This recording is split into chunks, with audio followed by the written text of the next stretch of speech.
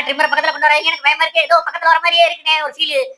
போதும், நான் வாழை தூக்கிட்டு எவ்வளவு நேரம் தானே இழுத்து விட்டுக்கிட்டே இருப்பீங்க. ஆனா காத்து அடிக்குது, பார்த்து ஏதாவது பறந்துட போறேன். வணக்கம் நண்பர்களே, நம்ம இன்னைக்கு பார்க்க போறது டாஃபிங்கிற இந்த பொமரேரியன் தான். ஸோ இந்த பொமரேரியன் பார்த்தீங்கன்னா கழுத்தை சுத்தியும் அப்புறம் பின்னாடி கொஞ்சம் அடியில கொஞ்சம் இந்த மாதிரி இடத்துல எல்லாம் ஹெவி நாட்ஸ் இருந்தது. அவங்க பெட் பேரண்ட்ஸ் வந்து ப்ராப்பரா கோம்பிங் பண்ண முடியல. நீங்க பார்த்தா தெரியும் பின்னாடி பார்த்தீங்கன்னா எவ்வளவு நாட்ஸா இருக்குன்னு. ஸோ இதை வந்து சீப் வச்சு சீவுனாலும் கஷ்டம்தான், பாவம், அதுக்கு வலிக்கத்தான் செய்யும்.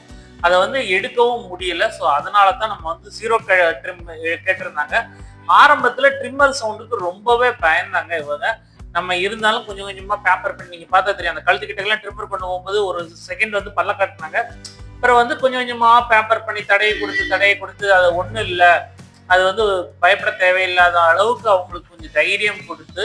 ஸோ ஏன்னா நம்மளை வந்து ஒரு டாக் வந்து தொட விடுறாங்கன்னாலே அவங்கள ஈஸியா நம்மளால பேம்பர் பண்ணி கொண்டு வந்துட முடியும். சில டாக்ஸ் இருக்காங்க அவங்க தொடவே விட மாட்டாங்க. அந்த மாதிரி ஒரு கண்டிஷன்ல வந்தா மட்டும்தான் நம்ம பண்றதுக்கு வந்து கஷ்டமா இருக்கும், குரூமிங் பண்றது வந்து. பட் இந்த மாதிரி கொஞ்சம் பயத்துல இவங்க இருக்காங்கல்ல, இவங்களெல்லாம் ஈஸியா நம்மளால பேம்பர் பண்ண முடியும். ஸோ எந்த ஒரு பிரச்சனையும் இல்லை. போக போக என்ன ஆயிடுச்சுன்னா, நான் ஆனல் போர்ஷன் யூரினரி போர்ஷன் கிளீன் பண்ணும் போதெல்லாம் எந்த ஒரு ப்ராப்ளமும் பண்ணல, எந்த ஒரு பிரச்சனையும் பண்ணல, அமைதியா இருக்க ஆரம்பிச்சேன். நீங்க பார்த்தா தெரியும் ஆனல் போர்ஷன், யூரினரி போர்ஷன், அந்த காலை தூக்கிட்டு அடியில இருக்கிற தைஸ், இந்த போர்ஷன்ல எல்லாம் நான் ஃபுல்லா ஜீரோ ட்ரிம் பண்றேன். பேசாம ஆயிட்டாங்க. அந்த ஃபர்ஸ்ட் ஒரு 10 மினிட்ஸ் தான் ரொம்ப கஷ்டப்பட்டாங்க. அதுக்கப்புறம் அப்படியே பழகிட்டாங்க. குளிப்பாட்டும் போது எந்த ஒரு பிரச்சனையும் கிடையாது. ரொம்ப குட் பாயா பிஹேவ் பண்ணாங்க. என்ன ஒண்ணு, தலையில தண்ணி பற்றக்கூடாது. உடம்பு ஃபுல்லா தண்ணி பட்டா பிரச்சனை இல்லை, தலையில தண்ணி பட்டு நம்மளை குளிப்பாட்டி விட்டுருவாரு. அந்த அளவுக்கு ஃபோர்ஸா வந்து உடம்ப வந்து ஒரு உழுப்பு உருவாக்கணும் எப்பான்னு ஆயிப்போச்சு.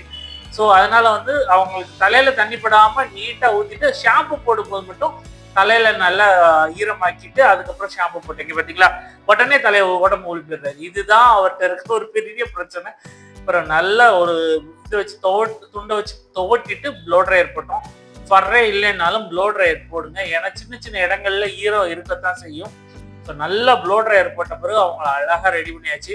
அவங்க வீட்டுக்கு கிளம்ப வேண்டிய நேரம் வந்துச்சு. நெயில்ஸ் எல்லாம் கட் பண்ணணுங்கிற அவசியம் இல்லை, ஏன்னா நல்லாவே நெயில கட் பண்ணியே வச்சிருந்தாரு, தேய்ச்சியே வச்சிருந்தாரு.